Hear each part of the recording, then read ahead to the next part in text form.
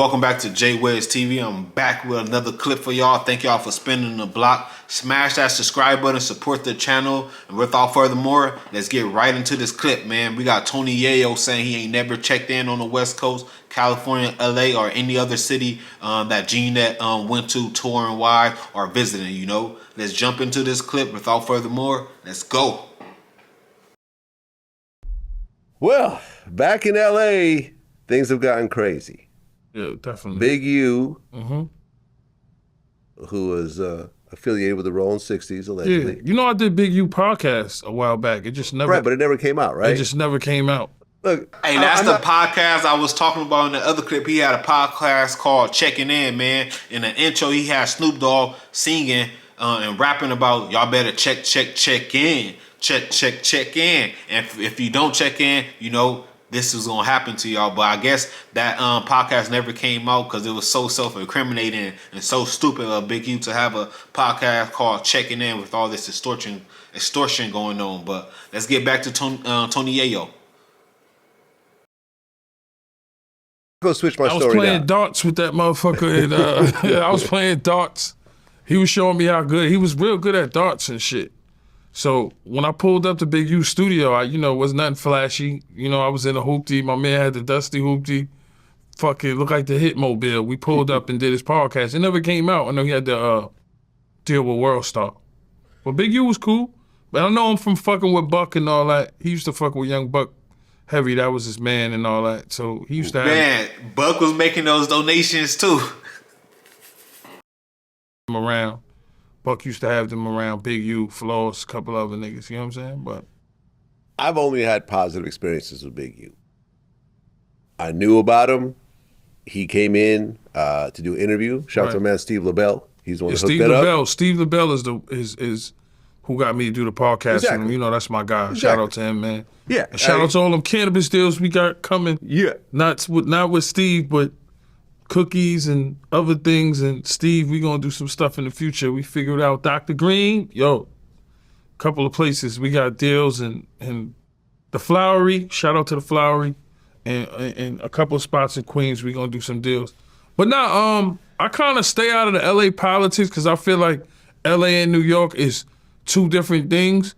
But did the feds really come to No Jumper? They win the question? I think they questioned No Jumper over a cease and desist that Big U sent to Adam because he had that guy Loose Cannon on who was saying that Big U set up Nipsey to get killed and all this nonsense. It makes sense when sometimes, like when we get up here, we don't really talk about open cases too much. We talk about stuff that when the case is over or whatever it is, right? Yeah. Right? You agree on that? I agree. But who's at fault? Because people will say Vlad is the police or Adam is the police, right? Listen. Who's at fault? The guy that gets on the show and talks too much, or the interviewer that asks the question and want to know if you're stupid enough to answer it?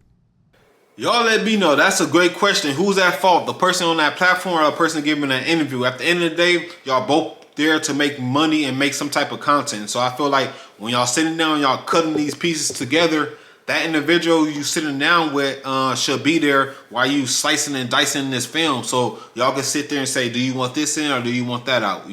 But a lot of people ask these questions and they leave these parts in for shock value, and these interviewers allow it. I think we're grown men. I think you sit down and you say what you want to say. For example, like people that know me know when I do podcasts, and I just did a bunch of them, shout out to Cameron. But look, I've seen Adam ask a young guy, he got tattoos over his face. Yeah. He's an artist. I don't know his name, but shout out to him. And he asked him, he said, yo, so that was you on the shoe? And he just sat there and he did the right thing. I wanted to check him out because he did the right thing. Talking about Expo, man, when Expo pretty much was asked that question about a shooting, he kept a stitched lip. That's how everybody should roll. You get your bread from these platforms and keep it pushing. You don't gotta feed these platforms what you think they want to hear. You give them what you want them to hear, man. And it don't have to always be that shock value stuff. The need. Yeah, man. Look, back to Big U. I have had nothing but positive experiences with Big U. We did the interview. He was hella cool. The interview did big numbers. We kept in contact. Every so often, he would call me, ask me some questions. He never made me check in. He could have been like, yo, listen, you in LA now? I'm going to need this much money from Vlad TV every month. New York niggas don't know. You ain't finna have no FBI agent or anybody working for the feds check in. You know who you working for, Vlad. You got police on your payroll as bodyguards. That about checking. I know, I'm straight out of New York, Shout right? out to my niggas from New York, because that's a whole nother like lane. We've been coming to LA since 204, 205, and like niggas ain't never check in to nobody. No. All right, man, we gonna cut it there. That was, Tony Yayo, man. They been going to LA to the West Coast for 04, 05, and they ain't never checked in, man.